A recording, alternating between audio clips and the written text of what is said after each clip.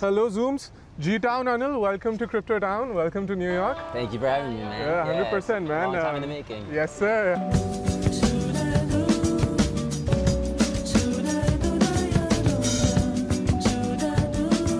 We've been trying to do this for like almost a year now. Yeah, for sure. I'm sorry I had to bail on that first episode. We couldn't make it work. Yeah, all good, man, all good. Yeah, as I was telling you, right, so like I'm excited to onboard you as citizen number 26, right, where we're building this town of all these sharp minds, much smarter than me, much sharper than me, right, trying to shape the future of crypto, right? And like the core motive, right, the core motive of this podcast is that all these people who are building in crypto, right, founders, operators, investors, everyone, right, I'm trying to get out of that back bias, right, the circle jerk that crypto Twitter has become, course, right, yeah. and like actually share down the wisdom and the experiences that we've all been to, right?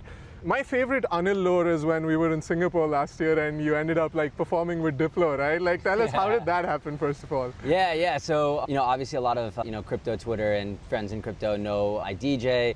Always been like a big music fan, and like honestly it's probably what's powered me to like work really hard, just because like I listen to sets, listen to music, love finding music, always have been. First startup in college was actually like this music blog called like Soko Vibe, funny enough, that I don't think most people in crypto even know of. But like our claim to fame back then was like we shot a music video for Childish Gambino, which was really cool.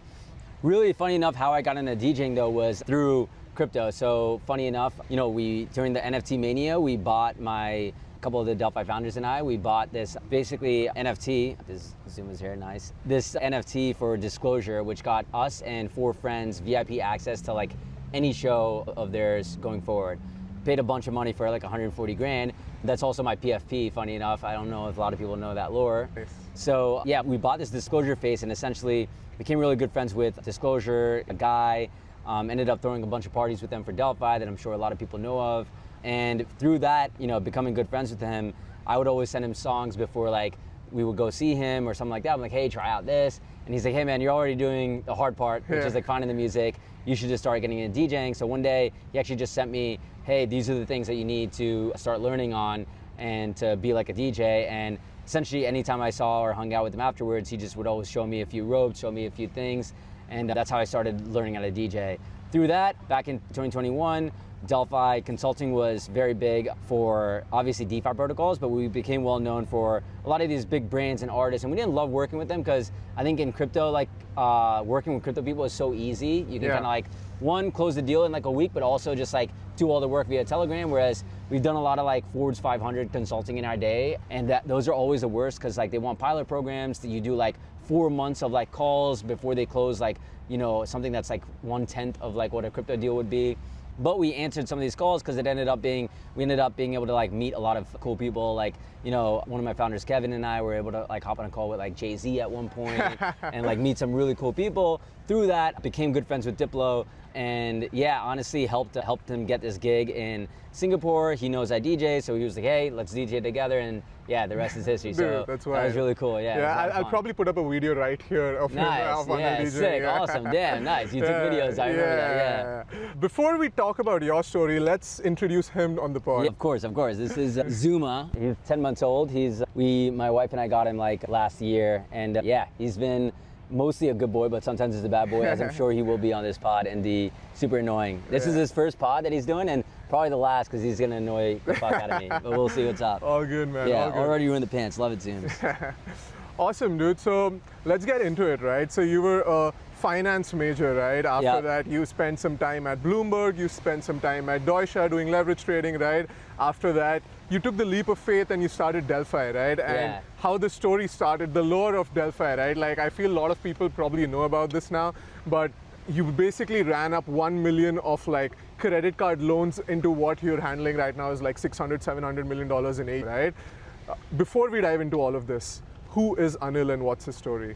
Nice, yeah, very broad question. Yeah, essentially like, I always was, growing up, my dad got me very interested in like numbers and finance. We always, like, I remember seeing like the first Apple presentation and, me, even as a kid being like, oh, the iPhone's cool, but like, is this the right thing for like Apple to do? And my dad having like long discussions about it, my dad being super bullish Apple and everything like that.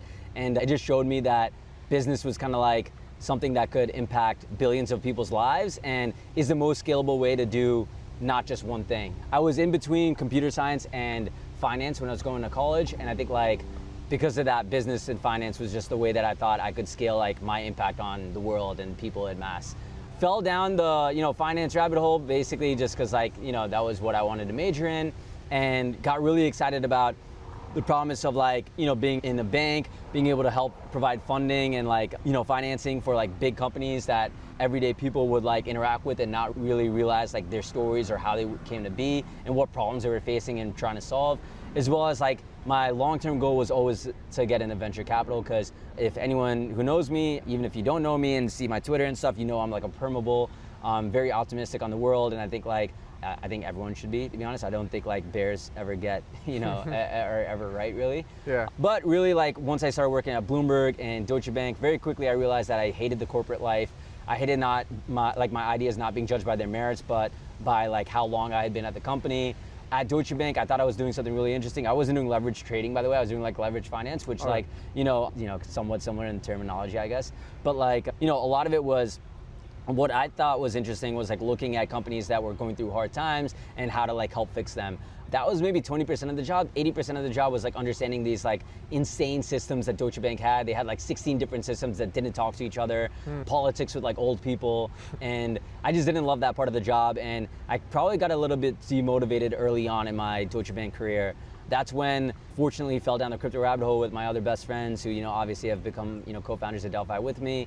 And we honestly saw this brave new world that we could build this like financial system from the ground up right when we were at, a bulge bracket, a dying German bank, like right. at a bulge bracket. And so it was like the perfect like timeline where, was getting demotivated on like the route that I had studied and spent all my life chasing, and then realizing that like a lot of that skill set could still be applied to this whole new industry that needed skill sets like ours. How did you find crypto? Find crypto? Yeah, so that's also a really good story. I don't know, I'm sure I've told it, but maybe not on a pod. But essentially, one of our other co-founders, Medio MJ, he and I and Jan all lived together. We were roommates. We lived together for like 10 years, so we were like best friends, worked at Bloomberg and Deutsche Bank together. My whole career, like my whole professional life has been with these two guys by my side. Essentially, on my birthday in 2017, we were on a FaceTime with one of our like old, I guess still fraternity brothers.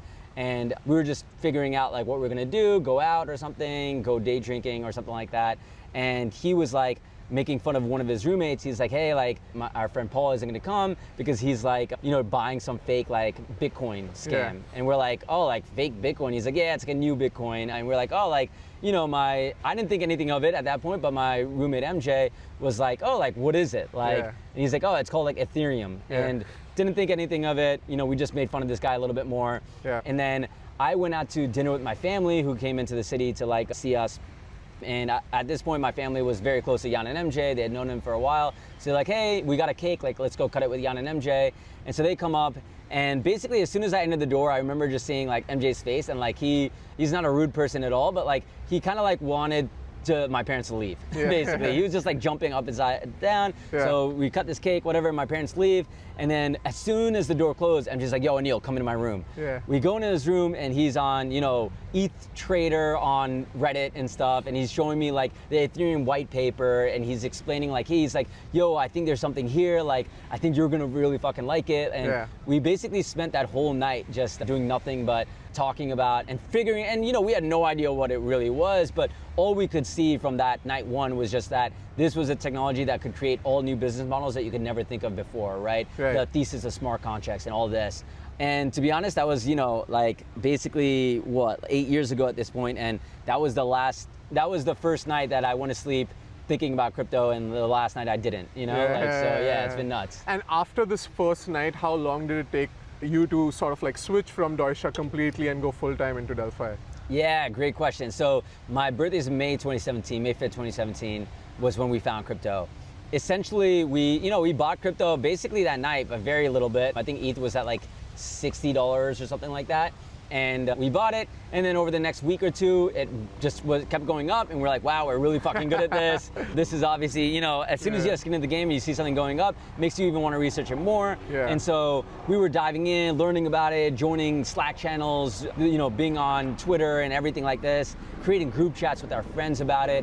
And basically by the end of that year, that was when it was that huge bubble and this huge ICO run up and everything like that. We got a lot of people within Deutsche Bank interested. Even like my MD, which I don't know if, there's no one at Deutsche Bank that's watching this, but like he definitely does not want people to know that. And so our goal was to leave Deutsche Bank in the beginning in Q1 of 2018, right after our bonuses, and just like use that money to start up a research firm was the goal. Mostly because one, we were using that process a lot where we were trying to find alpha, trying to find good things to invest in, but there was like, everything was sporadic, everything was very fragmented. There was no one actually doing good research in the space. Like if you wrote like a message that was like more than 5 bullet points, it was like the best research in crypto at that point. And obviously we had spent a lot of time doing research at Bloomberg, so we thought we could kind of like actually move the needle and do something, that could, help the industry. Essentially in Q1, when we were supposed to leave, something unfortunately happened. Myself and the other founders, we all got addicted to Fortnite. So Fortnite ended up delaying the start of Delphi by like 4 or 5 months because we all got addicted to it. We started playing it every night. We were supposed to like working on reports and stuff to like prove out the thesis, have the structure of the reports, work on the site. Just didn't do any of that, just ended up playing Fortnite a bunch. Got addicted, and by the way, like by the end of like the 3-4 months, when we were like basically winning every game we were playing, we were like, all right, we've dominated this, now we should go back to thinking about Delphi. And also, the timeline worked out well because like we got addicted to Fortnite right after the top, so we were like, hey, this is gonna go down for a little while probably. We didn't know how down it was gonna go and how long that bear was gonna last. But we knew we were convicted enough that this market would return in some way, shape, and form.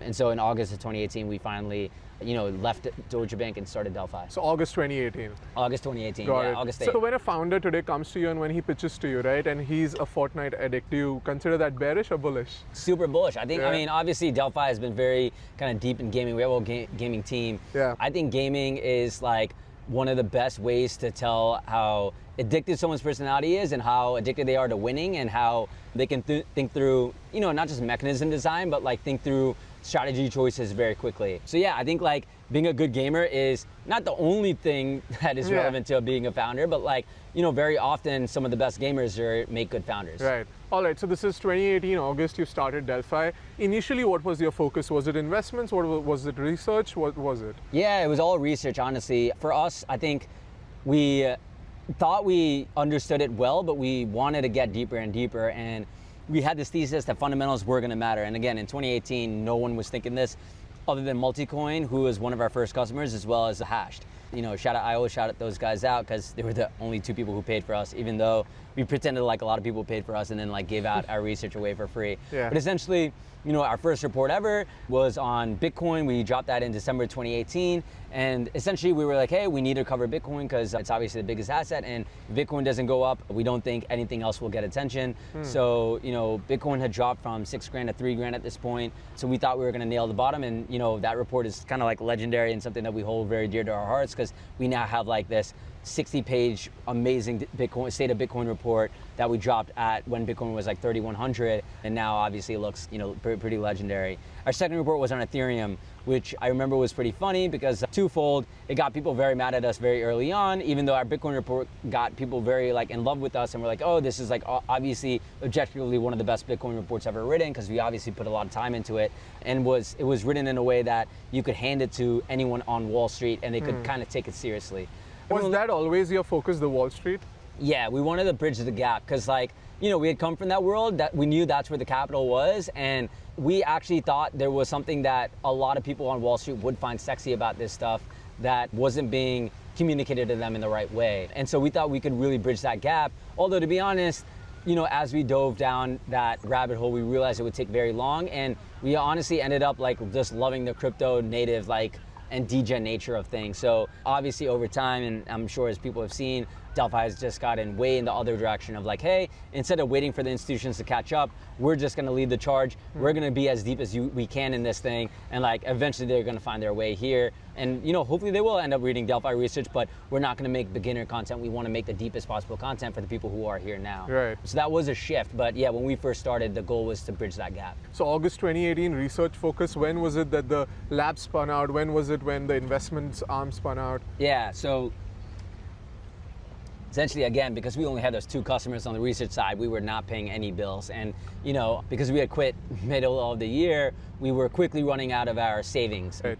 So essentially, the way that we bootstrapped ourselves, because we never really raised money, was like we essentially just did consulting. So I think we are definitely one of, but maybe potentially the first company to ever get paid by a DAO by Kane and Synthetics back in February 2019. And essentially, like what we had done there is we were writing a lot of deep research reports about these protocols, and you know, Kane and the team reached out and they're like, hey, you understand synthetics better than anyone, and we also have a lot of work. We need people to help with risk management, etc., like figuring out incentive design and everything like that. So that's when they were, came to us and actually helped, fund us, like paid us for an engagement where we started consulting. Then we ended up working with like Aave, transition them from Ethylene to Aave, work with like projects like Balancer, Compound, Lido, etc. And honestly, that's how consulting really grew. And that's where Labs ended up being like something that we ended up launching. Right. Before Labs started though, Ventures was started, which, you know, I've told this story a million times, so I don't want to like go into it too much. But, you know, we did have an anchor investor who ended up bailing on us, who ended up levering up on credit cards and ended up investing. But yeah, the goal was always to invest. So we knew that like, you know, we could build expertise, build a brand, build credibility. The goal was to use that to like, you know, raise money, because we really didn't have any money at that point. But then, you know, obviously things changed and we had to like create our own way. But yeah, I mean, I think the way that we think about Delphi at large is every one of these divisions has come out of something that we've seen as a gap in the market. So obviously research was the first, and now you obviously have a bunch of different research providers that are all doing great work. I think for us, we also saw a big gap in the venture fund market where we didn't think funds were being value add enough, and that was our first MO for Delphi, was create the most value add fund in crypto. And then Labs was basically like, hey, with these 2 kind of different perspectives, we think we can also build very hard things that maybe people don't want to take risk on, where we may now have capital and the time and energy to be able to build in these verticals. So yeah, it's all come out of, you know, what we say is like duty calls, and we'll like try and answer in some way, shape, and form. And yeah, that's like how we got here. Got it. Let's dive into all these 3 verticals and like their focus, right? Because you said that venture was always like the mandate, right? So let's begin with that, right? When it comes to Delphi investing, right, walk me through the IC process of it.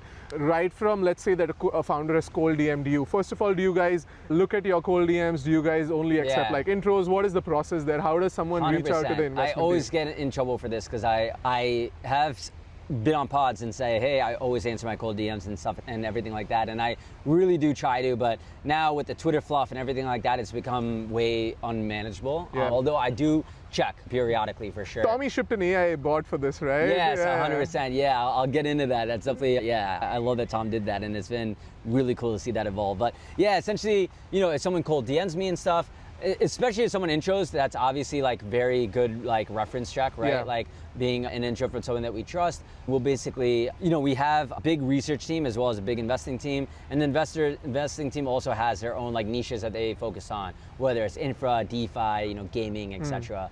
If someone sends me or refers me a project that I think might be interesting or comes from someone who could be a really interesting founder, I'll funnel that into one of the analysts or associates that I think is most relevant. Sometimes even a partner if, you know, say Jan's very excited about, say, gambling or like certain types of games and stuff like that, I'll kind of like loop someone from the ventures team in. And essentially what happens then is they'll take a call, hopefully have like an AI note taker at this point, but usually take notes. And essentially after that, draft like a draft investment committee memo that goes into our pre-ICs, which are actually today, Tuesdays.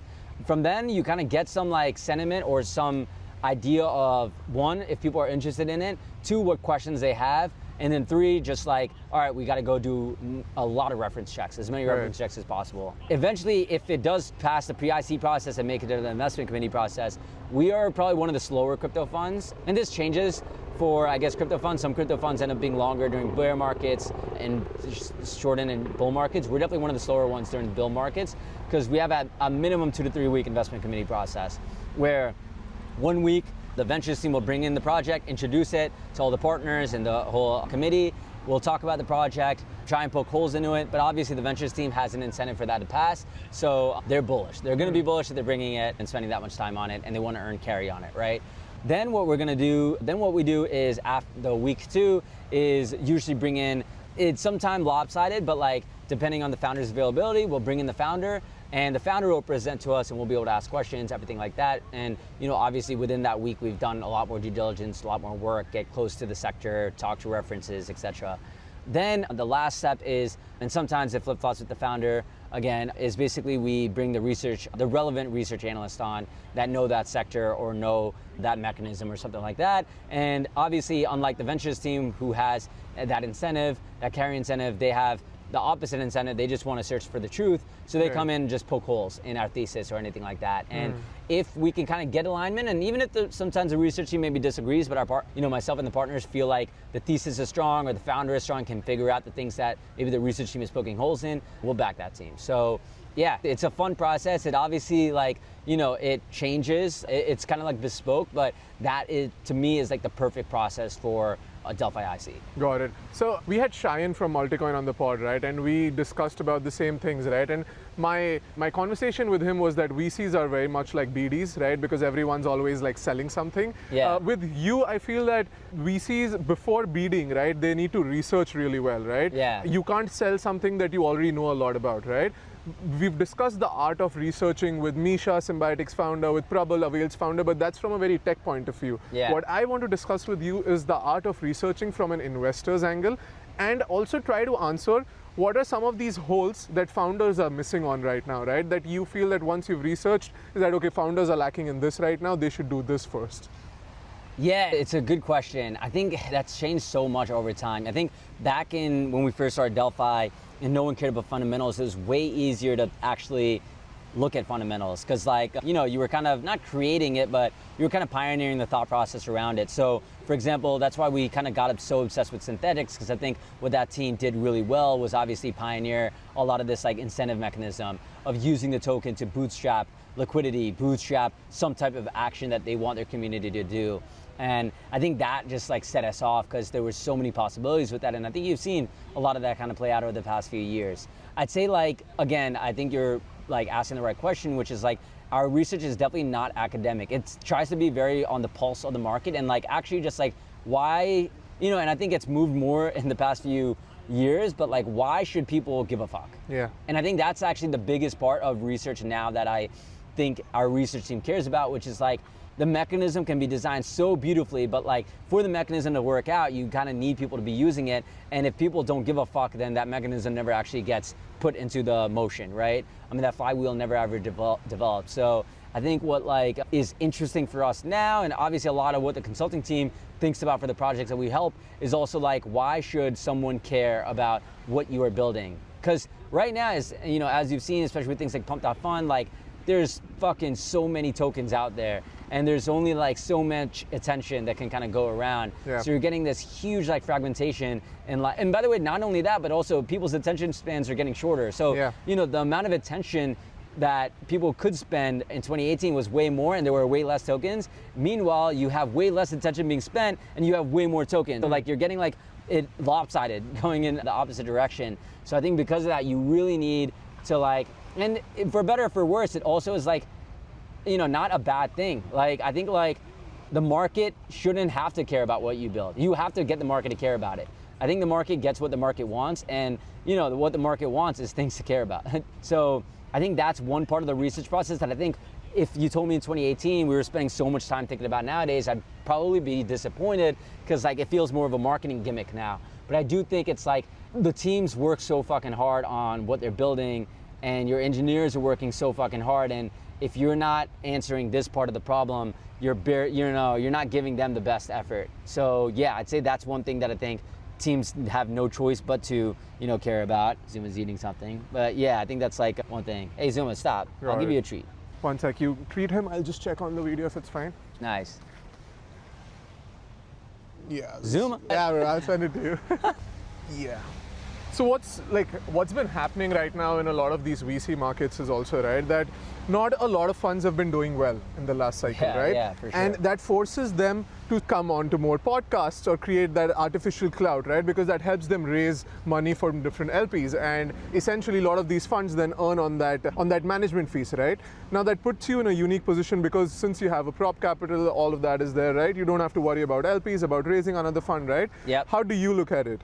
Yeah, for sure. I don't envy these other funds for sure. Obviously, they're playing a different game, which is that management fee game, right. which I think is like very bad. And the thing is, like, you can't, you can go on all these pods and raise social clout and everything, but at the end of the day, you can't hide from your returns, right? Like, anyone who's giving money will be looking at how much you've done, your DPI, everything like that.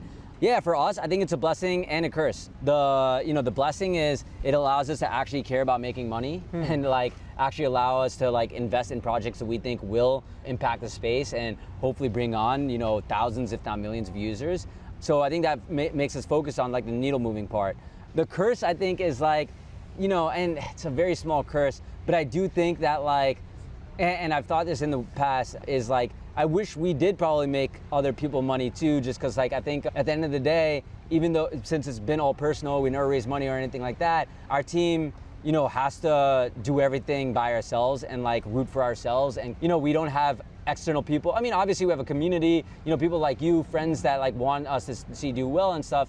But, you don't have people who are constantly shouting from the roofs that like, oh, look how well they did here, look how well they did here, which is fine. We don't care about that game, etc. that much. But I do think it's like, one disadvantage where like if, say, like, Multicoin does great on Solana Bet, everyone and their moms hears about it because like their returns will get leaked and everything like that. Yeah. Whereas for us, we don't want that stuff to like get leaked or anything like that either, because at the end of the day, we care about like our own returns. But obviously we work hard for like all the work we do, and I think it's great for like the team, not me and the founders, but like the team that we have to get props, pats on the back and everything like that. Yeah. And meanwhile, it just allows us to kind of focus on the work. So yes, it's a very small curse, I'd say, but that's like the maybe downside of it, maybe. Yeah. But like, yeah, I mean, honestly, I think like one of my favorite aspects about crypto, and I think the future of venture, is instead of people raising these mega funds and everything like that, I think it'll allow more people to like group up with their friends, pool capital together, and out-return the market, outperform a lot of these funds that work way too hard, have to fucking put size into deals, have to hope this thing does really well, and everything like that. So yeah, that's the way we think about it. There's this one thing about Delphi is that you mentioned somewhere that there are like 88 people right now across all 3 disciplines, and the only way you get exposure to the Delphi fund is that you become an employee, right? Yeah, so exactly. Everyone grows the pie together, right? Yeah, 100%. We even, obviously we like to pay out like big cash bonuses and stuff too, but we even try and give, certain people bonuses in the fund, right? Like we'll say, hey, we'll match your bonus and we'll put it in the fund, so now you have upside in here too. Yeah. But yeah, that's one of the beautiful parts of it too. I think it's a great retention mechanic, although I think the biggest retention mechanic for most people is just being access to the Hivemind, access to these other 87 people that have different perspectives and viewpoints that you can learn from. When it comes to labs, right, like I feel I've seen so many VCs then become like builders themselves, founders, right? And I feel you guys are already doing that side by side with labs. How does labs function, right? I remember you had Astroport and Mars, like huge protocols. So one of my very close friends, he was like a senior dev at Astroport and Mars, Rahul Mitta. Oh, he keeps like reminiscing of like his old days, and he keeps telling me like the culture there was awesome, right? Amazing. So tell me, how is the labs process like when you're shipping a company, right? How is that different from the venture arm, and like what is the mandate there?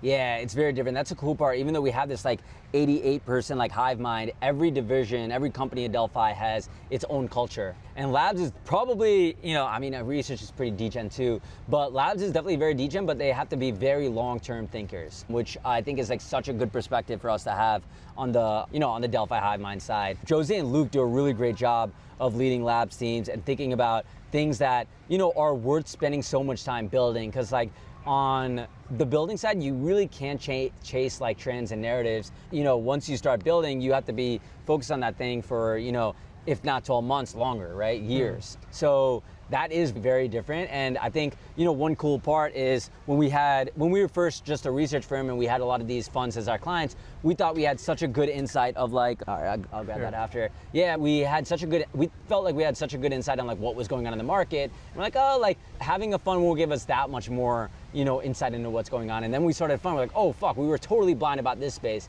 The building side is probably the space we're most blind to. Because, and not saying that founders are liars or anything like that, but obviously when you're raising a round and stuff, if you're building on XYZ chain, you're gonna say, this is the best chain to build on, it's very easy to build on, I'm gonna build fast, whatever the fuck. And from the building side, we realized a lot of the things that we were being told at surface level that you couldn't really do diligence, like you had to take a founder or many founders and kind of curate and aggregate kind of that at its word. you basically couldn't take at face value, right? Right. So building that expertise in-house was like a game changer for us for sure. Yeah, I think building is something that like even going forward is going to be, especially with AI, is just going to become more and more precipient and top of mind for funds. And I think, going back to what you said earlier, I think, again, I'm super fucking biased, but I think like a lot of funds are going to look like a Delphi model going forward in the next 5-10 years. And we really do think about like what is the next generation of a venture fund look like? And I think, I think A16Z, they obviously get a lot of slack on Twitter and stuff, but like, dude, these guys are legends. Like, they've built something fucking incredible. They've moved the needle for the world. They've invested and helped, build great, like, legendary companies. And I think, like, they obviously pioneered this kind of like media and like service model that people like to make fun of and stuff, but I do think they were onto something. And I think for us, we, got lucky. We didn't like strategize that this was going to be like the evolution of Delphi, but it ended up being this path. And I think like having this like media firm or like content model was very useful for us, mostly from the learning side and obviously the distribution side. And I think the builder thing is something that I think is like less appreciated right now because it's so fucking hard, but I think will be more appreciated, especially as, not that it gets easier to build, but it becomes more accessible to build. Right. I recently saw that you guys are looking for fund managers, right, as well. And we had Austin from Relayer Capital on the pod, and he literally broke down how to analyze tokens and like how do you start a fund from scratch, right? As you know that the motive of CryptoDown is to like help more people like learn more, right? What are 3 things that you would want to pass down to people who are entering the VC space right now or the fund manager space right now to learn especially about crypto?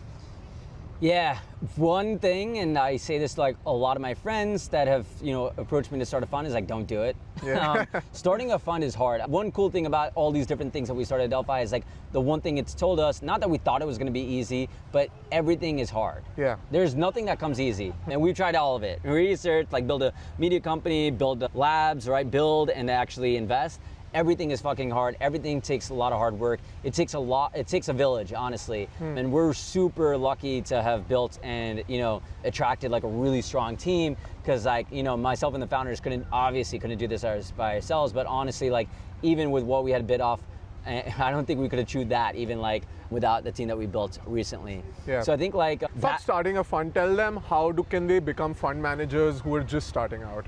What are your 3 learnings from your experience? Because you jumped the ship and you've learned it yourself firsthand, right? Yeah, so I mean, the number 1 is don't do it, meaning really think about it. Okay. So that's my first thing. Okay. Like really think about if you want to do this and why you want to do it. Okay. If you want to do it because you want to be known as a fund manager and this is social capital and everything like that, that is the wrong reason to do it.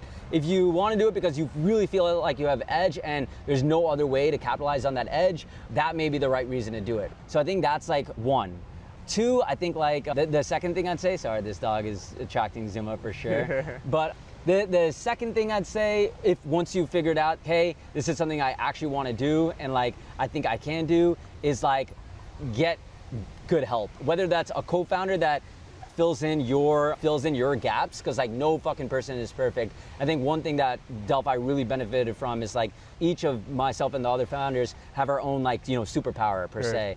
And the best thing is, there's obviously some overlap, but a lot of it was very different. Like the things Tom's good at, I'm terrible at. The things I'm good at, Tom's terrible at, and vice versa, right?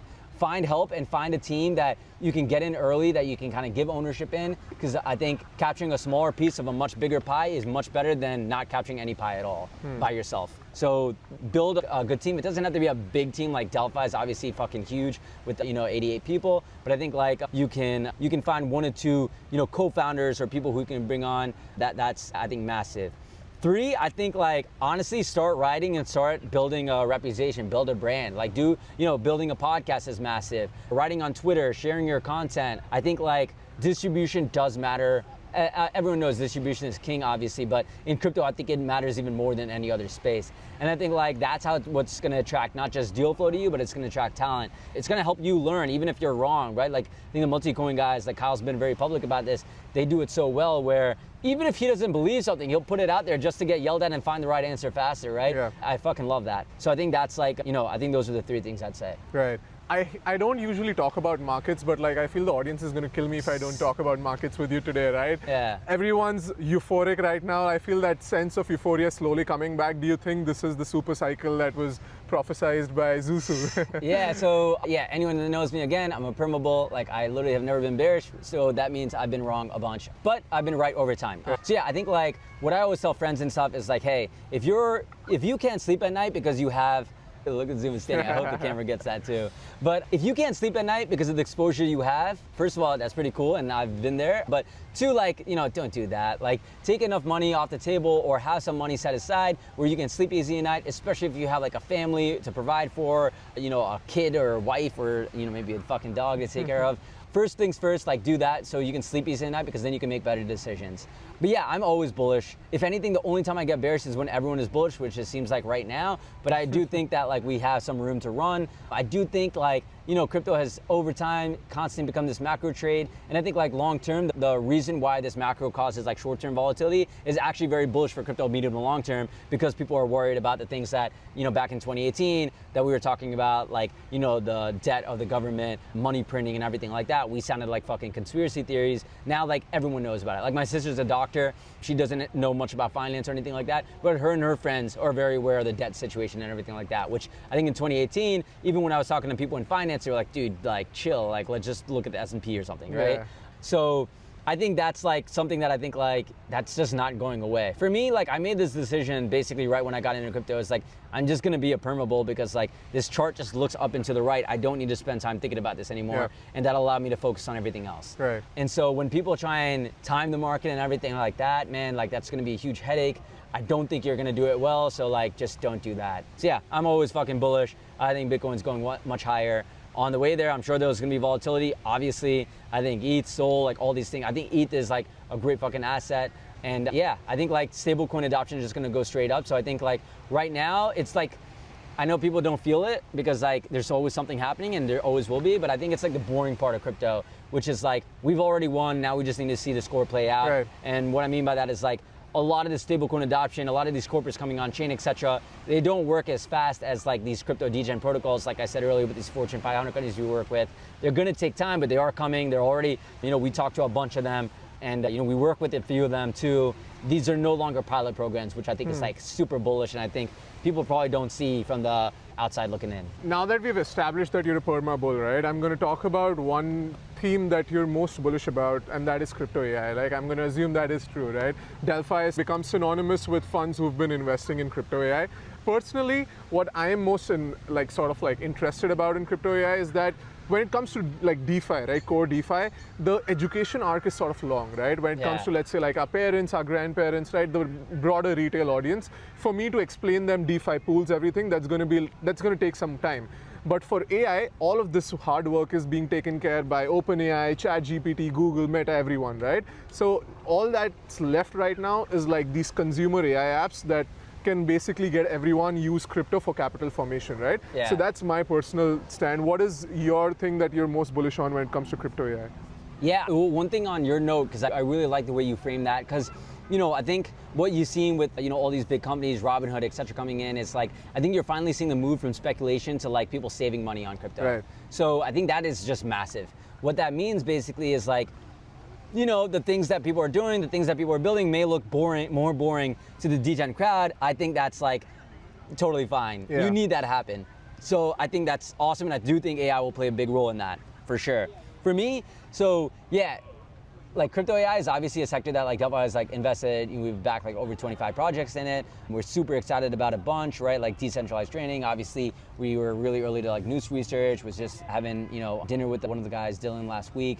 Super bullish those guys, and I do think there's this world where, you know, these centralized models, they almost run out of space or the ability to centralize compute, so they're gonna have to depend on decentralized compute to keep scaling, right? So I think that could be crazy, but obviously, you know, News, Prime, all these guys need to figure out like a solution to that, which is fucking super hard. So we'll see what happens. For me, you know, we just launched Delphi Intelligence, which I'm sure we'll talk about too. Yep. That is essentially like, we are very focused and excited about not just this intersection of crypto AI, because we do think this is going to converge, but we do think you need to start building a lot of expertise in AI generally. Yeah. But our crypto, you know, to focus on the crypto AI side of this question, you know, we were pretty early to this, which again, like the sector has come, gone, whatever the fuck, people might be bearish on it now. Yeah. I think it's very bad to be bearish. It's gonna come back, like, I think much quicker than people expect. I'm completely with you on this because I feel we've just like scratched the surface when we saw crypto AI, right? Like we haven't 100%. seen any of the tech that we were promised, right? Yeah. The crypto AI that we deserve is yet to come, right? 100%, and I think like crypto AI really had a month or a quarter, October, November, December last year, right? I think what's crazy to think about is like, go back and look at where the models were at that point. Like they've multiplied. Yeah. And people are throwing crypto AI out the window and thinking that nothing's gonna happen here. That's like the dumbest take. I just don't even entertain that take, honestly. So yeah, I think there is gonna be a lot of useful stuff and a lot of cool stuff built. Where we've invested in, again, like, you know, we have people like Tommy on our team, Can, you know, Pondering Duran, who's leading our intelligence division. These guys are obviously much fucking deeper than I am. You know, it's way above my pay grade. But like, I think, you know, for me, the way that I, you know, underwrote a lot of the investments we did there was I had zero idea where value was gonna accrue. Yeah. All I knew was I thought this intersection was gonna be super valuable, and I wanted to back the best teams in this intersection. Yep. So whether that was in decentralized trading, whether that was in inference, whether that was in consumer apps, I wanted to back the best founders building in these verticals. So, you know, that's kind of like was my part of the thesis. On that journey, we met a lot of interesting founders that taught me a lot, and they're still teaching me to this day, like, you know, the news guys, obviously. But yeah, I think like, you know, for me, I think that is a vertical that like it pays, you know, pay attention to. And like, you know, you always wanna, everything is consensus in crypto because there's money to be made, so people front run these narratives very quickly. You're not gonna get another Axie because like Axie came and people were like caught off guard, and no one's gonna be caught off guard ever again. 100%. So when, you know, something like crypto AI is kind of laughed at and scoffed at is actually when you want to be paying attention the most. Yeah. So I think, you know, there's gonna be something there. I, you know, was on Thread Guy last week, and, you know, when I was talking through it, I didn't think about it that much, but like I was talking through it and I was like, oh yeah, like I'm sure next year there's gonna be a big wave. And then I kind of like took back my answer. I was like, no, fuck that. Why next year? I think by the end of this year, you're gonna see another like resurgence in crypto AI. Yeah. I hope I'm right. I could be totally wrong. Don't invest, NFA. But yeah, I think momentum and everything changes very quickly. And yeah, people will hop on the bandwagon fucking like that. No, 100%. Like, it's interesting that you mentioned that at the time you were not sure about where the value accrual is going to happen, because this year... I'm still not, by the way. So this year there was this Sequoia Accent program where all these partners come together, and they've been showing stats about how during the cloud and mobile wave, right, like the most value that was accrued was not at the infra level, but at the consumer app level, right? And they predict the same wave to happen with consumer AI apps, right? And honestly, that's why, like, personally, I'm placing like my bets there. And even with like CapEx, that is the focus, right? 100%. But yeah, Delphi Intelligence, right? Let's talk about that. Yeah, so, yeah, and one thing on the app layer, yeah, like my partner Jose believes that same thesis. So, you know, one thing that we just talked about on Bankless last week was like how we think, a lot of people think like ChatGPT wrappers are like the dumbest investment ever. Yeah. We kind of disagree. I agree with Jose on this point. I think there's like gonna be a lot of value created there, just from the customization, going from like, you know, there's an app for that to there's an app for you. And I think ChatGPT wrappers are gonna be like a big part of that. But yeah, Delphi Intelligence, you know, we launched this last week. Super excited about it. Essentially, we're running the playbook back in another area that we're interested in.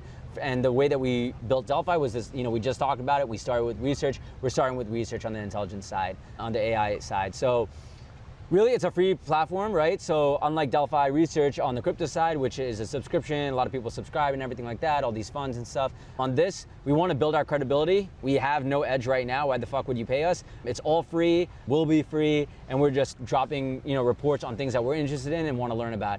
First 2 reports already came out. One was on AI in this like entertainment era, which I think is a little bit more technical because it talks about like how like, you know, the algorithm, the dopamine hits and how that's going to change for AI.